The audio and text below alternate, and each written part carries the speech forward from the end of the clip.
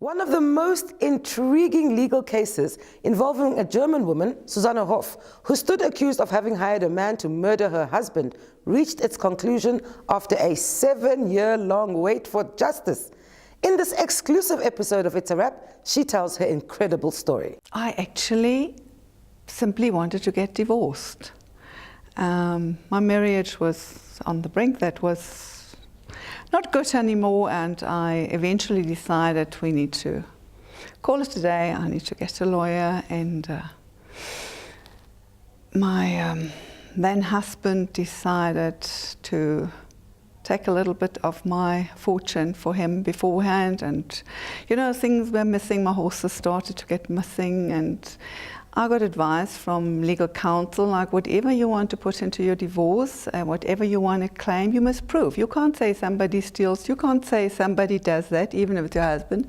You have to prove it. And I had I would say today, stupid plan to get somebody to give me that proof. You know, I had very expensive horses in my Hustad, and through I thought, loyal business acquaintance, but I asked him to arrange for me a guy that could assist me to pretend to be a horse buyer so that we can actually get my husband to make the deal with them, and I sort of come to the scene, tell them, you know, you're selling my horses behind my back. That was my plan, and most probably I was overwhelmed from the idea that I didn't hear the alarm clocks that this guy maybe was not that honest. And when I expected him to come to me and tell me everything is done, we have the proof, I ended up with him coming, telling me everything is fine, and his colleague that he told me he brought along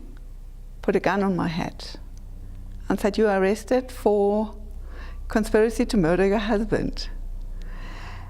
And you hardly see me speechless, but I was speechless. And I had the feeling if I move 1 inch now, I'm dead.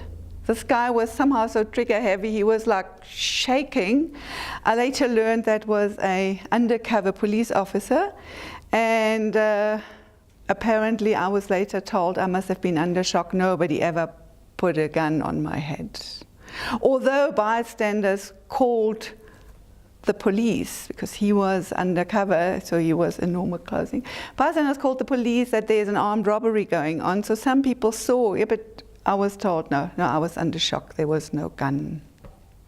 Okay, I got arrested. I thought, yeah, that's a mistake, it will be cleared up, no problem. The gentleman from the police decided not to arrest me and just drive me to the police office. They were hungry, we had to stop at KFC, they couldn't find a key to the office. To make it short, I was arrested at about 7, and at 2 o'clock in the morning, I sat at the police office, and somebody decided to put me into a cell because nobody had taken any details from me, or I was formally charged, or nothing. I was just sitting there, nobody knew what to do with me. So they left me just in the holding cell, a 3 by 1 meter cell with 6 others for 2 days, and I had to bribe a police officer to get something to eat or drink. I had to get a phone from one of these inmates, because the police officer said you have the right to use a landline to phone somebody, but unfortunately we don't have a landline. So I couldn't even phone my lawyer because technically it was not possible. And after 2 days, I was then taken to court for the formal charge. By that time, somebody, not the police, had already made sure I'm front page of a newspaper with names and the story, and I'm guessing, but obviously it could have been only somebody that knows me well.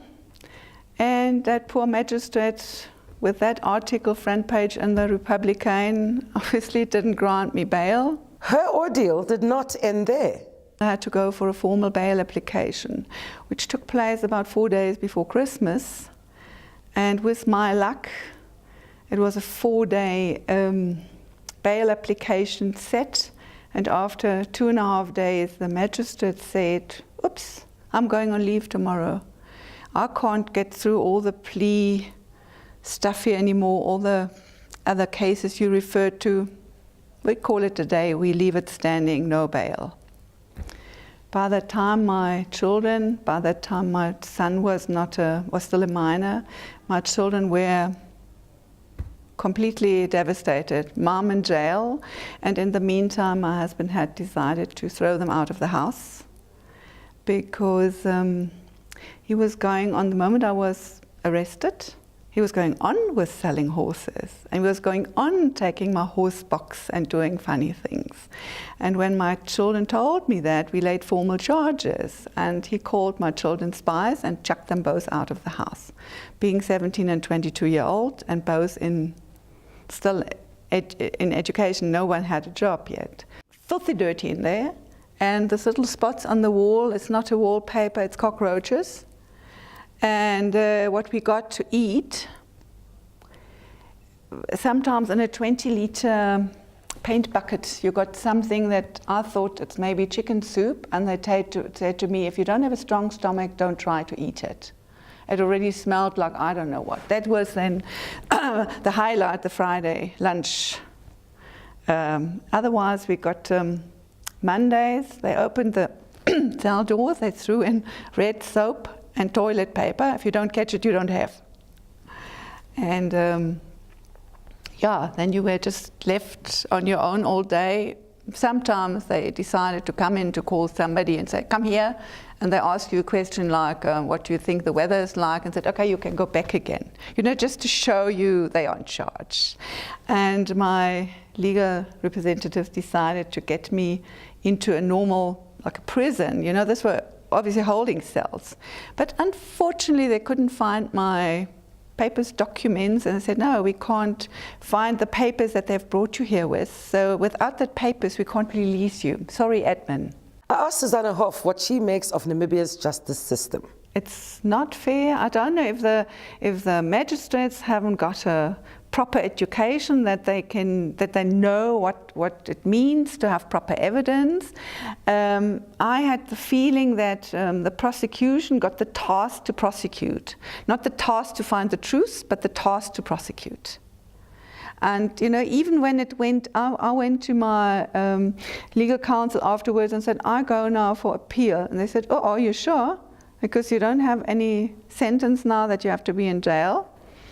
You know, could be arrest. You know what happened now? And I said, no, I have to do it. And after that, the state decided to appeal too. No, they want an even stronger sentence. The one sentence by the state got me completely flabbergasted. One of the reasons the state wanted to give me 8 years. It wasn't put into a fine and social work, community work. The state said, she compares it to a case where a guy strangled his 10-year-old son in his house. She believes that this is not as severe as mine because this guy was under the influence and he didn't plan it.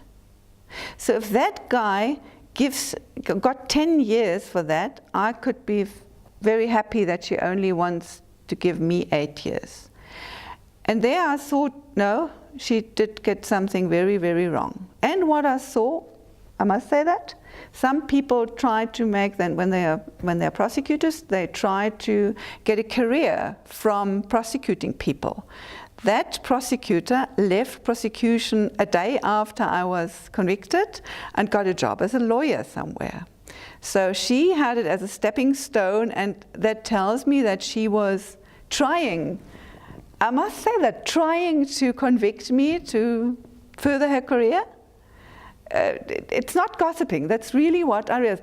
My legal counsel and I, we came to when they wanted to give us the judgment, we came there and we were all prepared to, how we do the admin later, I need my telephones back, blah, blah, blah. None of us had the fairest idea that I would be convicted. We were with open mouth, nobody, not the spectators, nobody.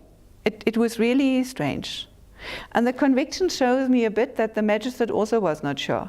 Because when it's attempted murder, which my conviction was, then obviously you don't give anybody community hours and a fine. You send him to prison, give him a stiff term, you know. And I don't know. But besides that, I mean, that was I got used to it. I got used to the newspaper articles that were also sometimes a bit strange. And I thought, okay, I was in the courtroom. The one newspaper was in the courtroom, and the third newspaper, I don't know where they're set, but they heard something else. I had then a police officer, a female police officer, sitting at my bed 24/7. So whether you eat something, you read a book, or you twiddle thumbs, they always stare at you. So it's just also, and then they decided, one of them were even so uninformed that she decided to not let my lawyer come visit me. She said, no, she's in charge, she decides, nobody visits me. So we had very strange ordeals there. Some came and said, but you can now sit all the time in prison, here in hospital, and you're maybe a rich person.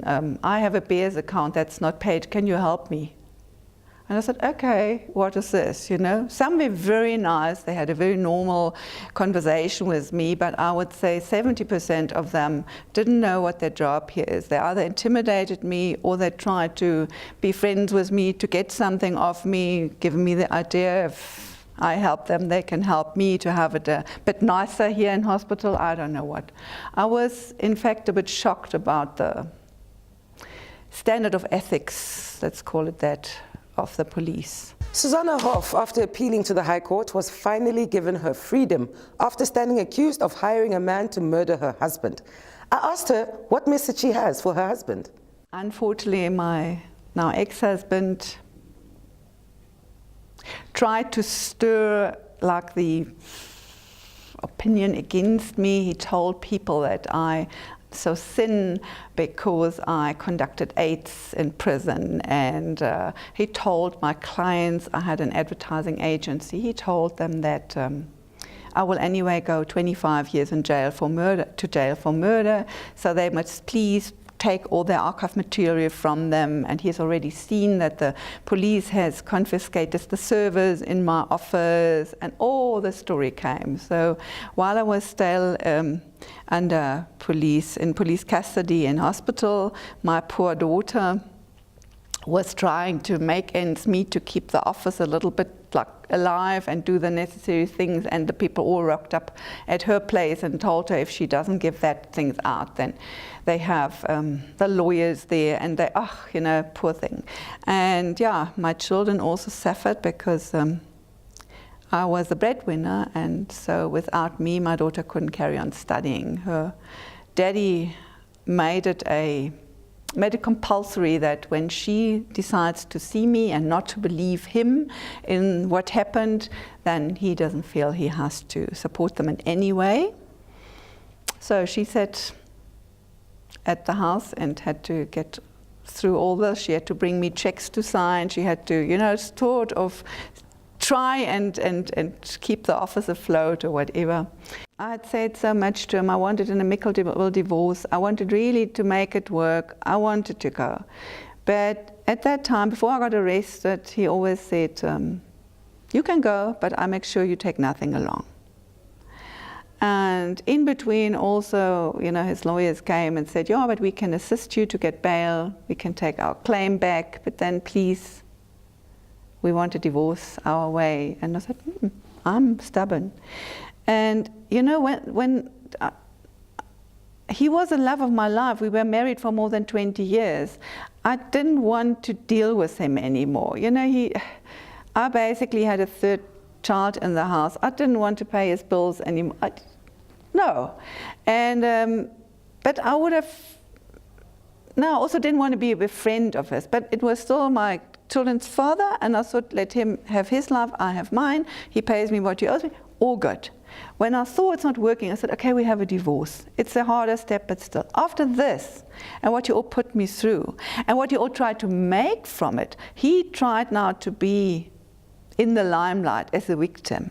I heard stories, you know, how he, and shame, and I thought, and that he went now and said, I conducted AIDS, and he ruined my job. I don't know what did he want? Did he want me to commit suicide, or what did he want? He had it now. I was in jail, and I don't know. And you know, for the whole time that court case went on, he made a point to postpone this divorce. He forever had an argument. Then it was an amendment, then it was, I don't know what it was. I got my verdict on a Friday. Then it was clear I don't go to jail. On the Monday, his lawyers phoned, oh, we can do the divorce now. So yeah, if that's coincidentally, I don't know. So he had to, and yes, I got my things in the divorce, but you heard this all over, my hobby, my horses. You know, I got horses back that were youngsters when I left them. They were middle-aged men when I got them back. They were never treated or wrongly treated. I got my beloved animals back, and it took me months to make them nice, friendly animals again. And I said, no, what gave him the right to ruin my life and try to get for him some exposure out of this, to be, you know, the victim, to be, you know. That I think I will never forgive him. I will never speak to him again. A divorce is one thing. We can even fight on a divorce. It's not nice, and we can, you know, squabble about things. But this, just for keeping the money and keeping his status, to live with that I might die in prison, or I might get completely debased, or I might, and also like chucking his children out, leaving them. I don't get this, and I don't know how somebody can do that. We were not hating each other as such. You know, I got this very nice Afrikaans word, I got gatvol. I wanted to get away, and I should have left him earlier. We were already separated. He lived in a flat at the farm. So it was just a matter of sorting our financials and who looks after that for the children. That was it. And I don't know what drove him to do that. And a lot of people say you shouldn't say that, it's not proven that your husband is involved in all that, but who else? I don't have that many enemies. There's always some people that don't like me, that's fine, but I come to no other conclusion, I must say. And I'm wondering what some police officers or whatever now think, that I'm out, because I think nobody did realize that it would happen.